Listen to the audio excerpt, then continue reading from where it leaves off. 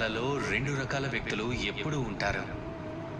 మిత్రులు, అలాగే శత్రువులు. మన ప్రియమైన మిత్రులు వాళ్ళు మన జీవితంలో ఎప్పుడు మనకు తోడుంటారు.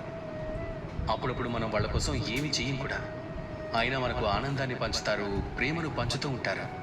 ఇక రెండవది మన శత్రువులు ఉంటారు.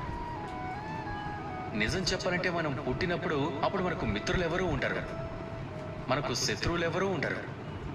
కానీ జీవితం ముందుకు సాగుతూ ఉంటే మన వయసు పెరుగుతూ ఉంటుంది. అప్పుడు మన మిత్రులు అలాగే శత్రువులు ఇద్దరి సంఖ్య పెరుగుతూ ఉంటుంది. ఇక ఇదంతా ఆధారపడి ఉంటుంది మన మాట మీద, అలాగే మన ప్రవర్తన మీద. ఒకవేళ మీరు ఎవరైనా వ్యక్తికి చేతులు చాపి ఎంతో ప్రేమగా స్వాగతం పలికితే ఆ వ్యక్తి మీకు మిత్రుడే అవుతాడు. కానీ అవే చేతులను ఒకరు ముందుకు సాగకుండా ఎవరైనా వ్యక్తిని ఆపితే, అకారణంగా ఎవరి మీదైనా దాడి చేస్తే తన మనసులో శత్రుత్వ భావన మేల్కొల్పవచ్చు. ఇక మిగిలింది మాట గురించి. ఒకవేళ మాట తీయగా ఉంటే మీరు అందరినీ అయిన వాళ్లను చేసుకోవచ్చు. అదే మాట చేదుగా ఉంటే అయిన వాళ్లను కూడా దూరం చేసుకోగలరు. అందుకే ఈ మాట మీద నియంత్రణ ఉంచుకోండి.